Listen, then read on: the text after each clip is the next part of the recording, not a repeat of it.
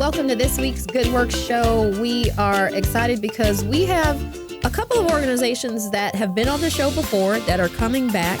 And then we're going to introduce you to one who's a partner of one of the organizations that is on the show today. So good content, but we want to make sure that we particularly tell you to stick through to the end of the show. There's a great organization that's going to come on first, talk about some folks that we're serving in the community who have disabilities, and then their partner that serves the community. But toward the end, for those of you who are parents, or, family members, or you've got nieces or nephews or children, you're going to want to stick around because we've got an organization that is going to come on and talk about some of the ways they are helping families in particular learn some really important skills about protecting their children. And so we want to make sure that if you've got limited time with us, reconsider and stick with us to the end. But we want to make sure that you watch the show and listen all the way through. Yeah. So up first, we're going to hear from Andy McNeil. He is the chairman of the board of directors of BlazeSports, an organization that was kind of born out of the 96 Olympics right here in Atlanta. Mm-hmm.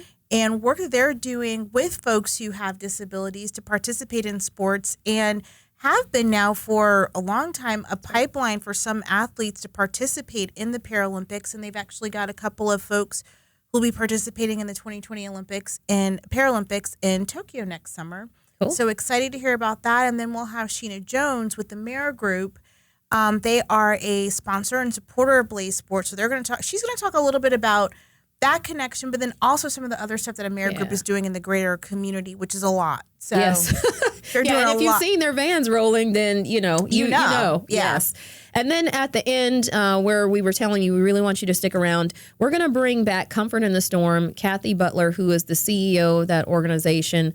And she and her family turned what was a really terrible tragedy in their family and turned it into an organization that is helping other parents and other families learn tips and things to watch for when protecting your children. So specifically, we want you to just listen, or we're not going to steal any of her thunder, but we want you to listen and stick with us because it's going to be great information and really, gets us to introduce an organization that you may not have known. You may not even know about BlazeSports. Right. I didn't. So, I did the first time that I they do were now. on. Yeah. Right. I didn't the first time, no. Yeah. Organizations that you may not know, but then an opportunity to give them a voice. And, Comfort in the Storm is a family organization. It's small. And so this is giving their opportunity to have a voice and get some really important information out there. So we want to make sure that you stick around with us. Yeah, It's going to be a good show. Good show. So you're an Olympics follower, right? Like, you don't watch the Olympics? I watch like track and field. I used to watch ice skating a lot more, and gymnastics. I watch not the rhythmic gymnastics, the other something against the gymnastics. The ribbon people. No, it's just I don't really watch that part. I don't. You have a friend who went to. Let's talk about that. Let's not. Trinice has a friend who competed in the Olympics. Well, he didn't compete in the Olympics. He tried to qualify. He tried to qualify. That was short a little bit. That's kind of short. That's a big deal. That is a big deal. I mean, you have to be pretty good to be able to compete, right? Like, you have to work your way up. Like, you can't just say, I'm going to compete in the Olympics. I think there's there's stuff. Yeah, like you got to do stuff. You got to qualify. Isn't there like the American, what is it, the U.S., I only know it from Olympics, but you have the U.S., like they have the U.S. meet, and then they do the Worlds, and then they do the Olympics. Like there's different But I don't meets. think there are, but I think it's like it's different for every sport? I think so. Okay. I think you have to qualify. Like there's qualifying things. I guess it's kind of like even when you run like the Peachtree here. Like, yeah, you do. You have to get points and you have to qualify to be able to participate. So I would assume. How does a dream team qualify? I think they just get picked. Okay. Because there is no qualification. I mean, it's like you just have to be better than everybody else. Well, usually the U.S. Dream Team is. Well, I mean, but I think that's how that. I think because it's team sports. I think that's how that works. I don't know that you have to like qualify, but the team has to. They have to compete. I think the team itself has to qualify because I think how do they do that? Because I I'm don't talking know. about the basketball. I know. Yeah. But I think I think the coach selects the team. Right. So they can pick anybody in the I NBA. think so. I guess so. Or college. I think they can pick whoever they want to. They've had college people on the dream team? Before they went pro, yeah. Oh, I didn't know that. I only know about the original dream team and then all the subsequent but that was the dream thing. teams. But before the Olympics started letting professionals participate, it was college students. You know what? I didn't watch. I didn't watch the basketball part apparently before then. Didn't matter. I don't watch college sports, so you know what? That would makes sense. would make sense. That makes sense. Yeah. But yeah, so I don't know. I just can't imagine that anybody can just show up and be like, I want to be an Olympian. Because I would assume. Now, what about curling? I think you could just show up. But there's a lot of people that are good at that. I guess I couldn't do it. I don't know the rules. I think I could do that. You just sweep the ice. Not the way those people are out there and they're hollering at and the you just thing. have to have a weird outfit on and sweep the ice. Well, you know what? I feel like we should take the Good Work show like on location and we should learn how to curl. I think you can. You don't want to learn how to curl? No, I don't think so. Do you call it curl or do you call it learn curling? I don't know. That's a good. I don't know enough about curling to be able to even start down that path. Yeah. Other than there's a broom. Yeah. That's all I know. And I think thing. But I don't know if it's even called a broom. It's a broom. Is it broom? I don't know. Anyway, it may not be called that, but that's what it is. But I need to figure out a way to.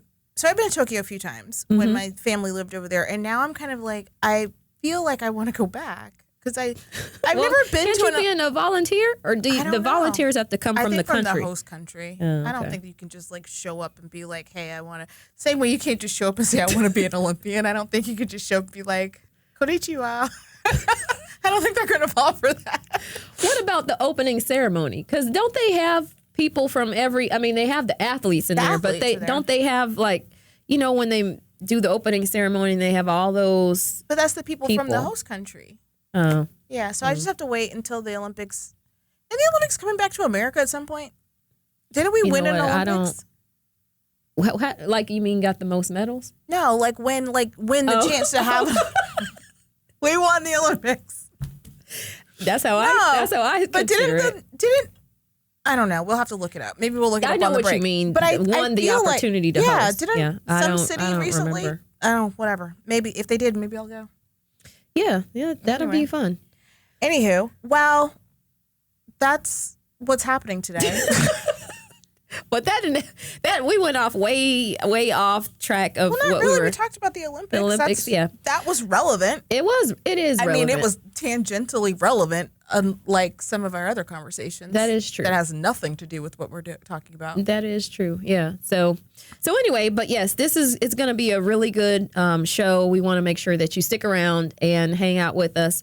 BlazeSports, and I think there might be because BlazeSports is based in Atlanta, obviously, but there are some Paralympians that are going. I'm sure we could follow those athletes. Yeah, we'll have to find out. But yeah, so I know the last time that they were sending some folks to Rio that summer because that's how long it's been now. I think it's how long it's been. They they just got back or they were going. Yeah. But this time, we know that they have some folks and they're on social, so we'll be able to follow their path and also want to see how can we support. It's always fun to support a hometown hero and having folks go over there. And we talk about and also to find out what the difference is between Special Olympics and Paralympics. Yeah. Those are two different things. And the Special Olympics they happen often. Yeah, I think they just had a couple of things here in the Atlanta area. I remember somebody saying that they had just volunteered at Special Olympics. Okay. So I think they have things kind of going on. Paralympics is like however long the Olympics. Paralympics happens in the same arenas, in the same facilities, in the same country. Like it all tracks directly along with the Olympics. So, that's right. People get their chance every 4. That has to be like. Imagine, though, if you were participating in a sport. You only have so much time that you can do a sport. And if your sport is like an Olympics, not like football where you could play or basketball or whatever, like, archery. You get like one shot on like a world stage. And you could only do it every 4 years. I can imagine how much pressure that is. You don't get to shoot it like more than one time? Well, no, but I mean, like, you can. It's not like. Well, maybe there is a archery league. I don't know. But like, if you think about football, like, you have the chance when you're playing football to like win the Super Bowl every year, like to be the best of the best every year. Oh, you have mean that if chance. you're an Olympian, you have every 4 years. Like, you have to if you wait. are on the luge, or they don't have. Well, like, maybe they do. They have all those other things. I know, the but it's other not the qualified same. things. Is it the same thing? I think you get a medal and stuff. I think you get like awards and So I you don't get feel your bad for name them. Never on mind. things. Never mind then. Because they always say, "Oh, they broke the world record." Well, how did you get that? I know, but don't you feel like, every this is the Olympics. It's the every 4 year, like with gymnasts, you're talking about gymnastics. It's like you can maybe do 2. Like, that's it. It's the only chance you get. That one girl, she did a lot. Didn't she do like 3 or 4 Olympics? But that's unusual. Yeah. Really unusual. So, Well, you anyway, just have to switch sports. people do that. Go to curling. I do know. No, I have. think you could, at any age, you could curl. So a cousin through marriage actually was on the U.S. team for luge, but he also runs track. And a lot of people do that. They'll participate in the summer and the winter games and that kind of stuff. And that guy from Tonga that in the opening ceremonies, and he was all in his native dress. You should look it up. You're welcome. Once you do, you're welcome. Okay, all right then. Anywho. Well, anyway, so one day we'll learn about your friend that No, you won't. tried out for the Olympics. But serious note, so we're going back. We've got BlazeSports who's coming up after the break, and then we are going to hear from their partner, Amerigroup Community Solutions, and then, of course, definitely stick with us to the end of the show where we are going to introduce you to Comfort in the Storm. And parents, you're definitely going to want to hear this. So thank you so much for joining us on this week's Good Work Show. We're in for a good ride, so stick with us. You're listening to The Good Work Show. To learn more about the show and how your company can tell their story, like us on Facebook and follow us on Twitter @GoodWorkShow. Audience, welcome back to the Good Work Show. We are excited to be sitting here with Andy McNeil, who is the chair of the board for BlazeSports. Welcome to the show. Thank you for having me. Absolutely. So I guess it's probably been about 2 years or so since we had. BlazeSports was the first interview I ever did on the Oh, Good so Work Show. so at least 2 years then since we had BlazeSports on the show. And so definitely not new to Trinice and I, but new to our audience probably if you've not followed us for the last couple of years. So definitely we want to talk about BlazeSports in general. So tell us all about the organization and your mission. Great. Well, thank you very much, BlazeSports, and I sincerely appreciate this opportunity. BlazeSports' mission is to change the lives of children and adults with physical disabilities through sports and recreation. We were founded in 1996 following the Atlanta Paralympic Games. Mm-hmm. And over the course of those years, we served over 990,000 people throughout the world. Wow. And with over 21 million hours of adaptive sports programming and leadership. And just a little bit more backstory about the physically disabled world. There are approximately 1.1 billion people worldwide with a physical disability, including 56 million Americans. So it's a need. It's a big population. Absolutely. It's a need here in this country. And individuals with physical disabilities are less physically active than their peers due to a lack of access to opportunities and trained professionals. So that's what BlazeSports is trying to do. Yeah. Cool. Wow. Yeah. 990,000. We were thinking, but when you put it in perspective to how many potential, I mean, that's huge. So, but yeah, that's a lot of people who have been through. Yeah. Yeah. So you talked about that the organization started here in Atlanta after the 96 Olympics. So talk to us a little bit about that history and like what all came together to say this is what BlazeSports is going to be and what BlazeSports means. Yes. Yeah, Well, there's a story there's a behind story. it. Yes, it's the Blaze. It's Blaze. yeah, Blaze is our mascot. Yes. And when we were started prior to the 96 Olympics, it was the first opportunity for the Paralympics to be held in the United States. Okay. And we saw that in Atlanta as an opportunity to build on our the opportunities here in this wonderful city, and we've grown ever since. So it was a great start to this organization. Yeah. Cool. And tell people about the Blaze mascot because we learned about that before. So everybody has seen Blaze, but they probably didn't know they saw Blaze. Right, and there's actually a vanity plate in Georgia that has our mascot on it, and I get asked all the time what that is, and it's a conversation starter. Yep. And so it's Triumph of the Human Spirit is one of our mottos, and it's associated with Blaze, our mascot. And it's a good conversation starter and unique for Blaze. Yeah. So, audience, it's the vanity license plate that has like the bird that is like it's the phoenix, right? Yes. So it's the phoenix, and you've seen it. I know you've seen it on the back of cars, and you're like, oh, that's cool. I remember that from the Olympics. That's Blaze. That is correct. That is correct. And we'll have Blaze this Saturday at our track meet at Centennial High School, so people will get to see our mascot in action. Cool. That's the awesome. actual mascot will be there? Yes. Yeah. I don't like those things. Well, Blaze is kind of Blaze cool. might be okay. It is a bird, though. It is a bird. and Like, that might be 2 strikes. It It's a is. mascot and it's a Trinice bird. is afraid of birds. So. I am.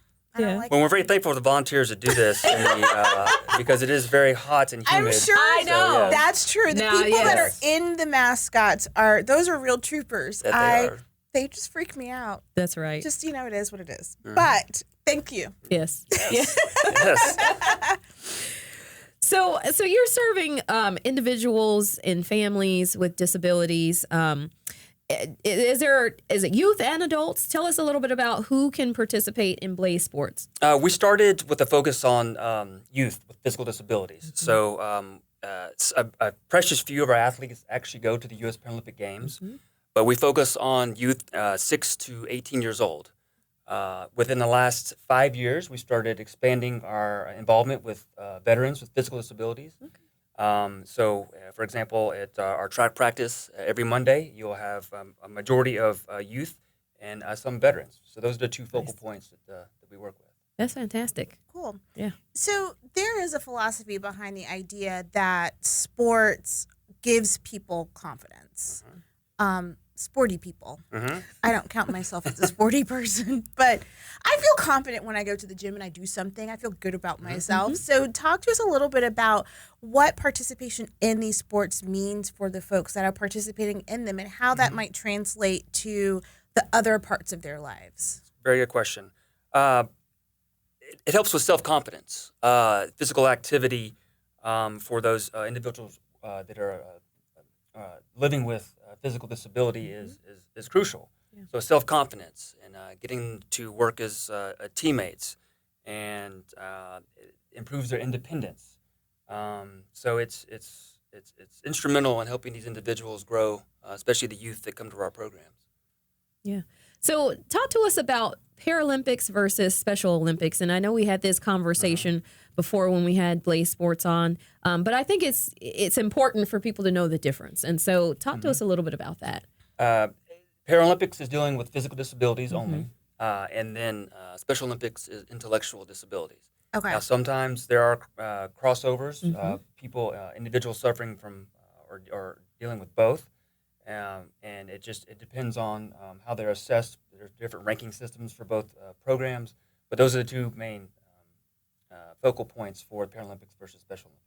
Absolutely, yeah. And you have a variety. So tell us about the sports that people can compete in. So I'm pretty sure. You mentioned the track meet, but there's also other activities too. Yes, Yeah. there's many. There's our 3 main sports are wheelchair basketball. Okay. We're the Blaze Sports Hawks. Cool. Nice. It's a successful program. We're competing for our national championship almost every year. Fantastic. Cool. And our other 2 major programs are swimming, Okay. adaptive swimming, and then track and field. So those are our 3 main sports. Now there's many more out there. Right. Just based on our resources at the moment, those are the ones we focus on. Pretty cool. Yeah. And now the Paralympics, and I'm trying to still look at those distinctions. Paralympics runs the same schedule as the Olympic Games. Correct. Is that correct? Correct. Okay. So the next Paralympics will be in Tokyo coming up next year. Oh, I want to go. I was very fortunate to go to Tokyo last year for a conference for the United Nations, and they were wanted to speak with physically disabled organizations to prep them for the Paralympics. Cool. And so it was a learning experience. I got to work with individuals in Tokyo for the games, and so it's exciting.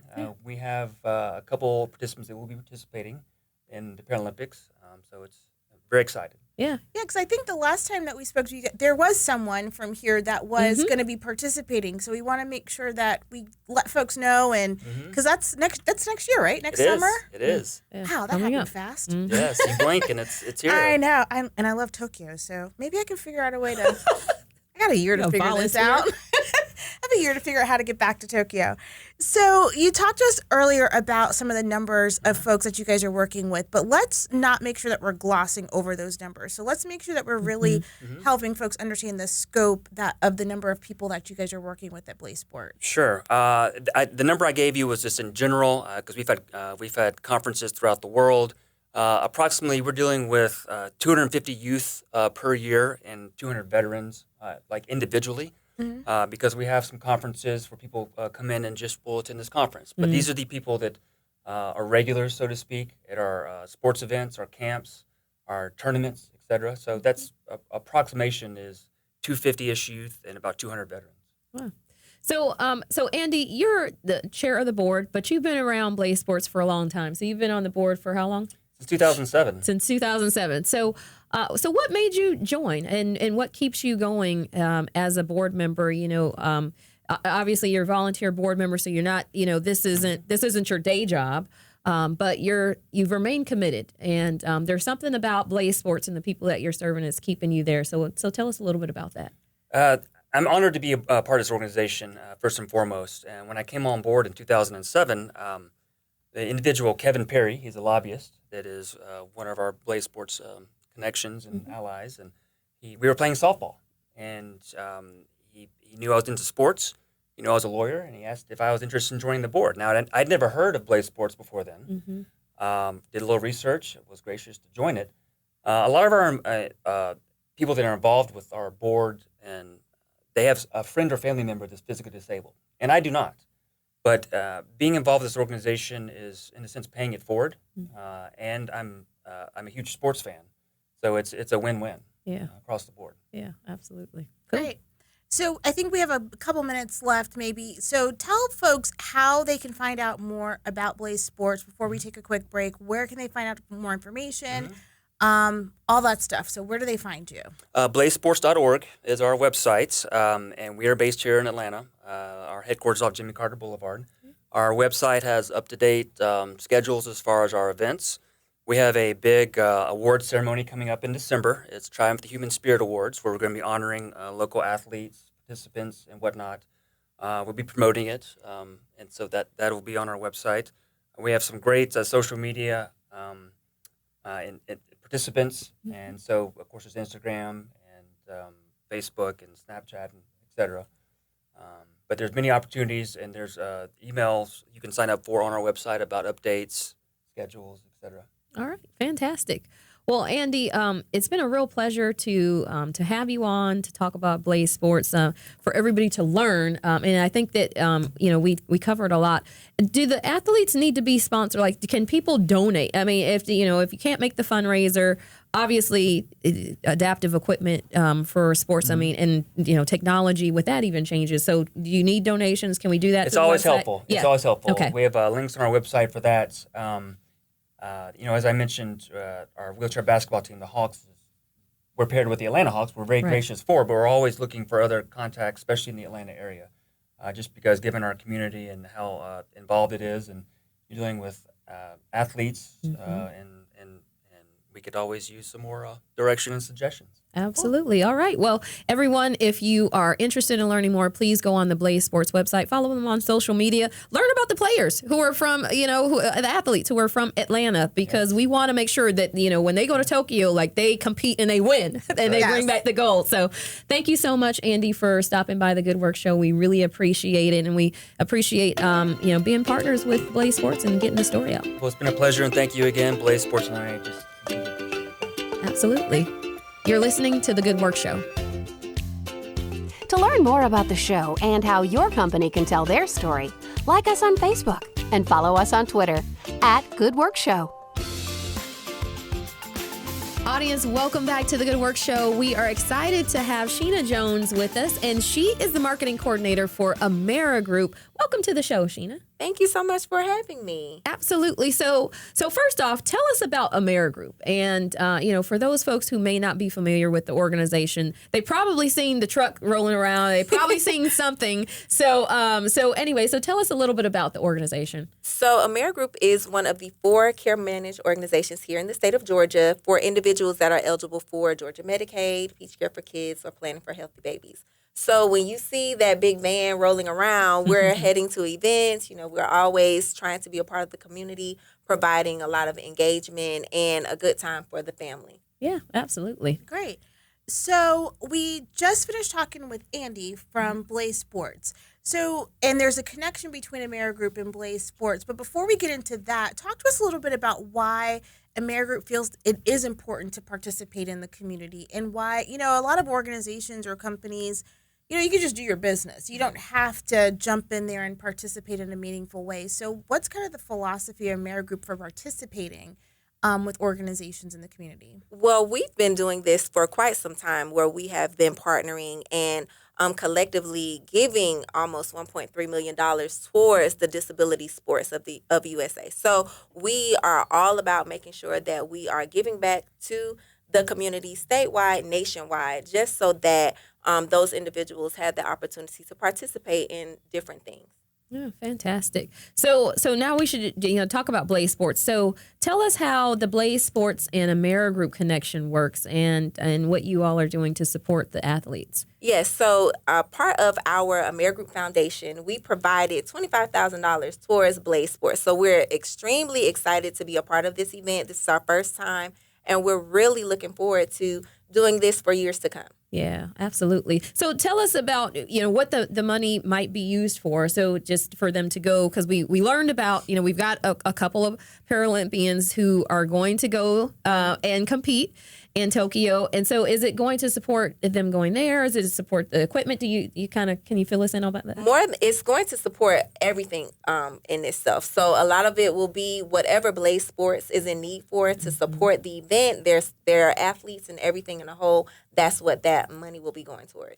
Fantastic. Great. So when we see, our Olympians out there participating, you always see like the sponsors. So yes. You could be on a Wheaties box. Maybe we'll see them on an Amerigroup truck. Maybe I don't know. We'll see. That may be something new that we could do. Just put that out there. Yeah. Throw it out there and see how that happens. So talk to us a little bit again about you said that the Amerigroup it has across the nation participated in supporting organizations like BlazeSports, and they want to make sure that people have those opportunities. Why is that? Why do you think it's important? Andy talked a little bit about the confidence that people get in participating. So why is it important that you guys are putting kind of your money where your mouth is and giving people the opportunity to participate in these different kinds of ways? One thing for me personally, being with the company for so long, I've come to see how important it is for us to be a part of the community in all aspects of that. And so not just, if it's a back to school event or something like that, but digging a little bit deeper and hitting home where, it possibly really does matter. So hitting those disabilities or those veterans or those who may not necessarily have ever heard of Amerigroup or Anthem or anything like that, being the face of that and providing them with different things so that they can say, oh, well, you know what, I do know them. They did support me. They did help me. So we really pride ourselves on digging a little bit deeper and not just being in the community, but being about the community. Mm-hmm. Yeah.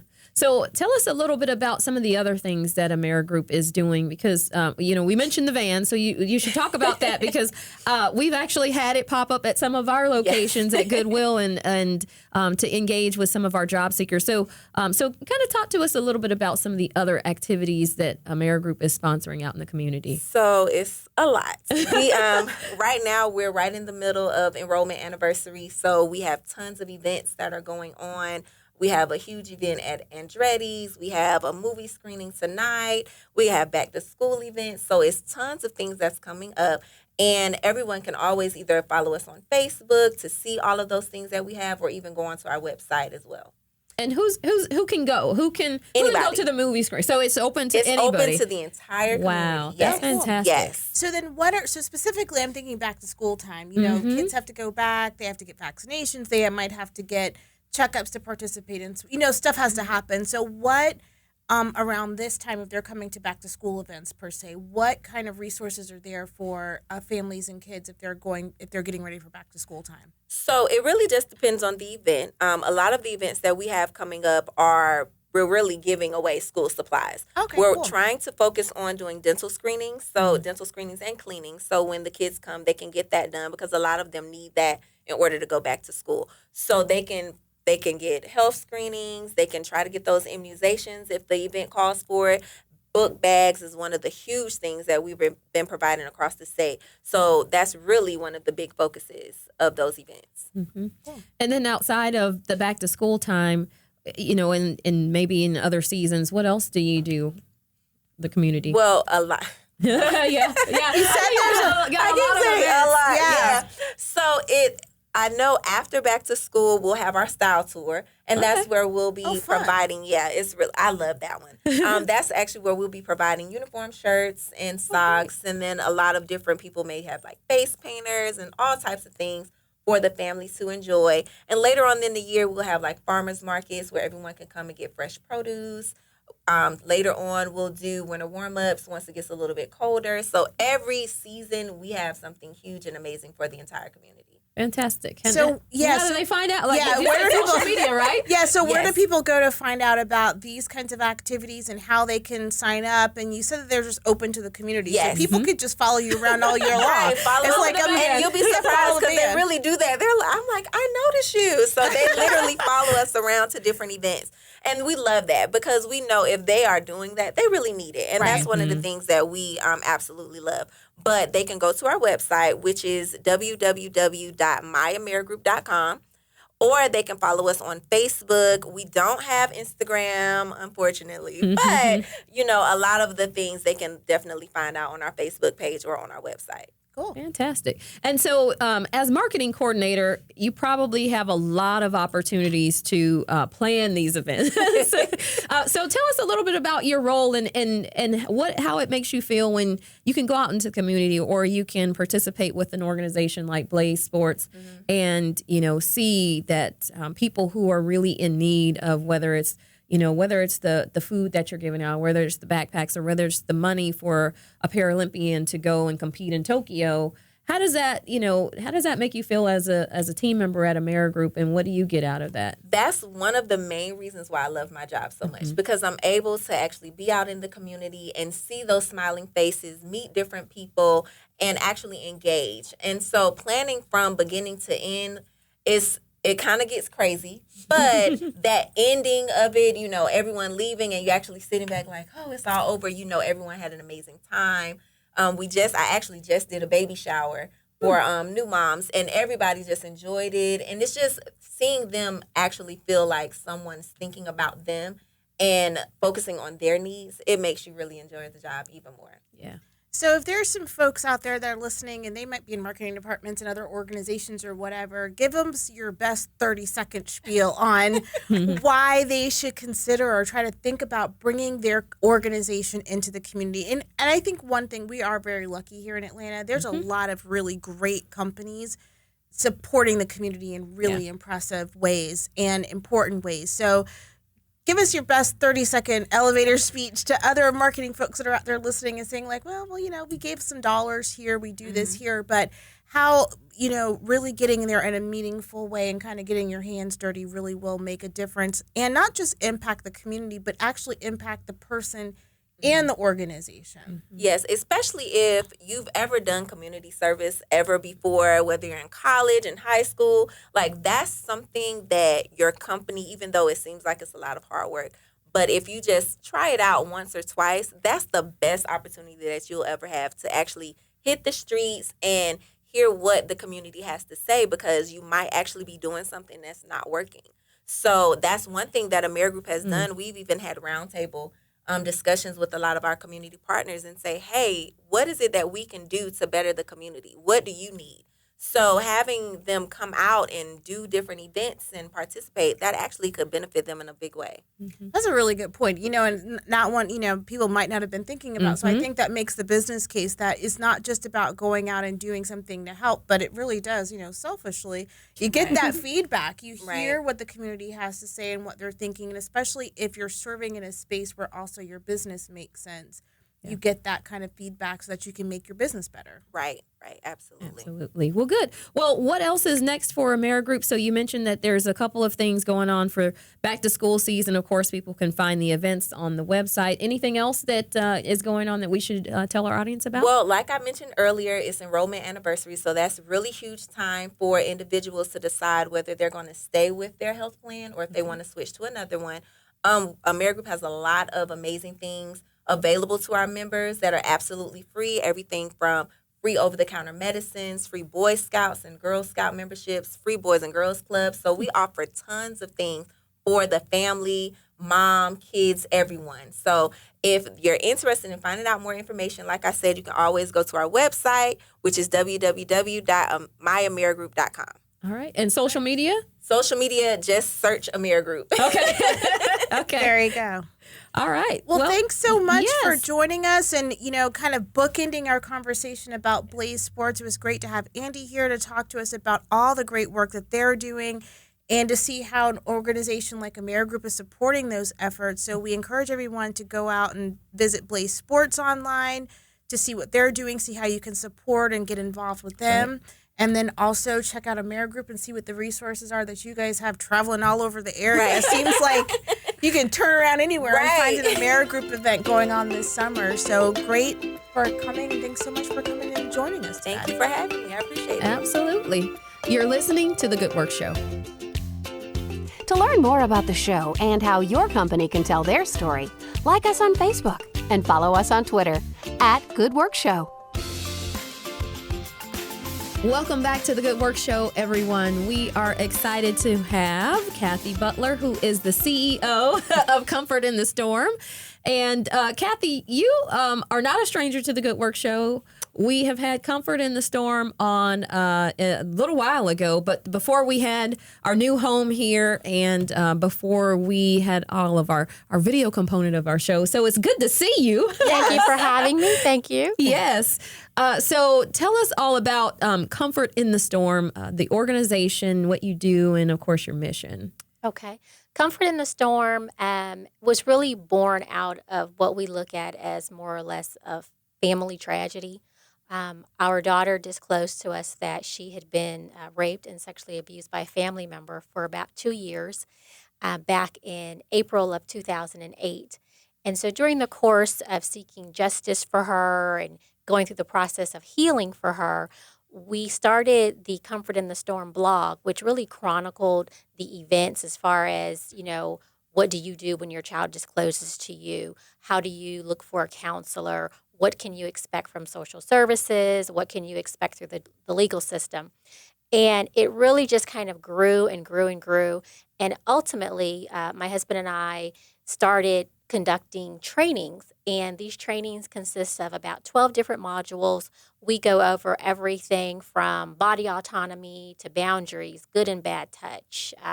We talk about social media safety because that's a big component of abuse these days. We also go into messaging. What does your family say to the children, in their circle of influence that might actually prevent them from disclosing abuse? What to do when your child discloses abuse? So we have a myriad of topics that we cover, and it's really designed to educate parents because there's so much that we didn't know, and we want to make sure that we're now providing that information so that no other family has to go through it. Yeah, that's great that you took that and tragedy and built it into something to help others. And what made you all, that's such a personal thing. It's such, something that you could have navigated and found the information and kind of navigated on your own. But what made you all as a unit, as a family unit, to kind of say, well, we're going to take this public. We're going to share this information with other people. I think it really was born out of a frustration because we did not have anybody to help us. There was no one to tell us, contact this person, or this is going to happen when you get to court, or these are the things that, you'll be confronted with from social services. And also from a support perspective, it's not a subject that people like openly talk about. Mm-hmm. And so as a parent, you already have an enormous amount of guilt and shame because this has happened to your child on your watch, albeit you didn't know it was going on. You're like, how did this happen, right under my nose? Mm-hmm. And so the more we really started to reflect back on, maybe some of the red flags that we missed because we didn't know what to look for, then it became more or less a priority to say, this happened to us, but we don't want it to happen to anyone else. And so we're not going to, go kind of hide under the covers or hold our head in shame. We're going to acknowledge that, yes, this did happen in our family, but even more so, we want to make sure it doesn't happen in yours. Yeah. So I don't want to get too far from. How's your daughter doing, and how's the family? Because obviously something of this magnitude has ripple effects and could definitely have devastating effects on the family unit as a whole. But I want to just make sure that we ask about your daughter and how she's doing and how the family's doing. I'm actually glad you asked. My daughter she's doing well. We had a conversation just last week, as a matter of fact, and it really came from an Instagram post that she does because we do daily survivor tips. We do, prevention and awareness tips. And so she took it upon herself actually to post a video on Instagram for the very first time that really chronicled her experience. But it also talked about how for so long she was angry and a little bit resentful because she didn't feel as though people were really asking about her. Like we talk about comfort in the storm and we talk about protecting other kids, but she was saying, well, Mom, I appreciate what you do now. She said, but for a long time, it was hard for me because I feel like people were always asking questions about, well, what do we do in this instance? Or, how did you address that? But I didn't feel like anybody was really asking about me. Yeah. And so I said, that's a great point. But I just want you to know that in every interview we do, in every interaction we have, every engagement, they always ask. Yeah. Everybody wants to know how you're doing because everyone is concerned about your overall well-being. They want to know how you were able to journey, to that healing place, and if you're still holding that space. So it was a very cathartic moment for me as a mom because I felt in that moment that a lot of the resentment had just kind of dissipated. And we were now in a space where she really said, I want to be more involved with the work because it's so necessary.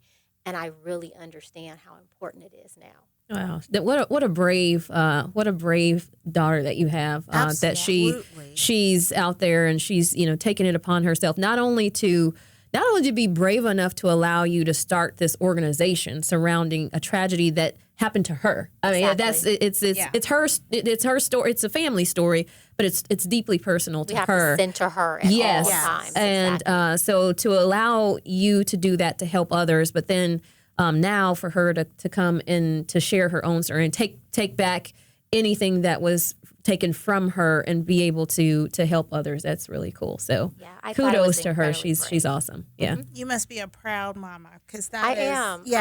It really was a very cathartic moment, and you would have thought that maybe some of that would have occurred over the last 10 years that we've been dealing with it, but it literally took until last week for me to feel like, okay, we're really going to be okay. Yeah.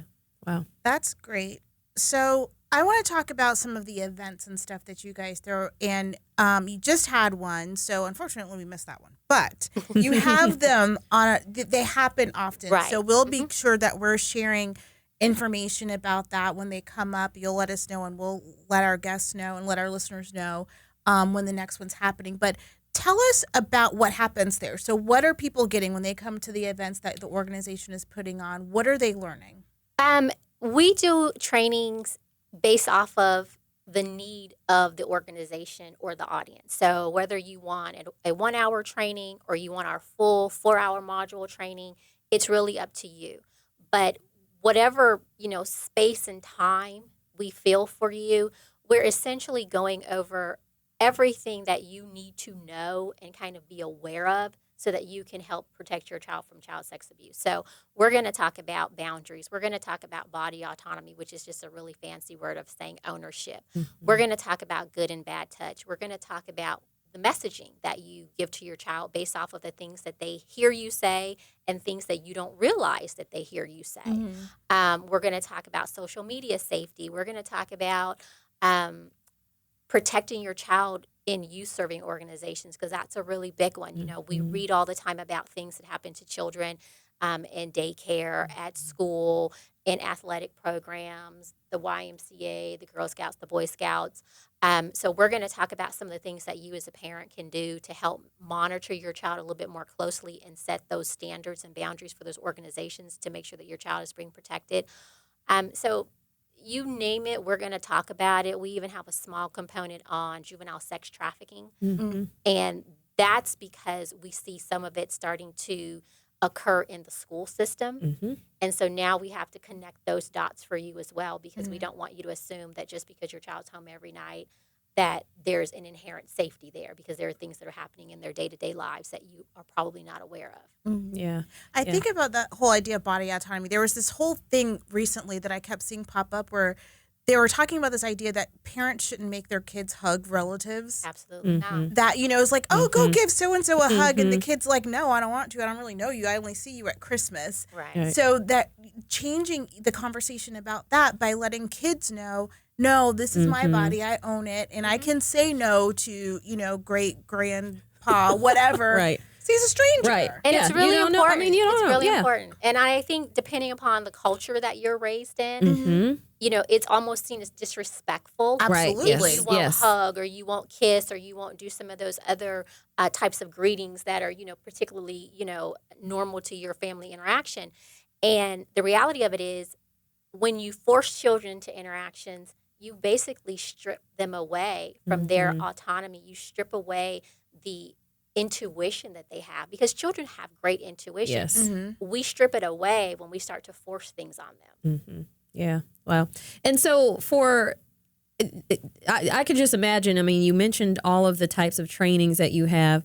There are probably some parents listening, and it is going through my mind because, you know, I have younger nephews, and just thinking, wow, this would scare me. Like, I wouldn't let them go anywhere after this. Like, where can you go? Right. You know, and it brings so many things to light. But, you know, especially you're talking about the situation that you had where it was a family member, and and now, you know, you have to be on your piece. So how do you toe the line when you're doing the training between getting parents overly scared and like, oh, you don't talk to anybody, don't go anywhere, like I'm the only person that can watch you and no one else, versus getting them educated and just having them be smart? Because I think you could, it's almost, you know. Right. We're not intent on inciting fear. Yes. We're not fear mongers by any stretch. What we really focus on is, how do you create a safety plan in your family that is effective, and it takes into account in all of the different ways that your child may be, you know, engaging someone that is predatory in nature. Yeah. And so we're asking you to kind of take a look at all of these different areas and make adjustments accordingly. Great. Great information. Again, so tell us how people can find Comfort in the Storm. How can they sign up for some of the training sessions that you're going to offer, and just learn more? Daily, you can look for us on Instagram. We're at Comfort in the Storm, all one word. We are also on Facebook, of course. We have a blog, which is Comfort in the Storm. And then on that website, you'll find our resource page as well as our training page. So any upcoming events will be listed there. Or you can also reach out to us by email, comfortinthestormblog@gmail.com. And we also have a phone number that's listed on our Instagram page that will get you directly to us. Well, Kathy, thank you so much for stopping by the Good Work Show. Give your daughter a hug from you, not from us, from you, but to tell her that we are behind her 100% and we appreciate her bravery. So thank you so much. Thank you so much for having me. I greatly appreciate it. Thank you. You're listening to the Good Work Show.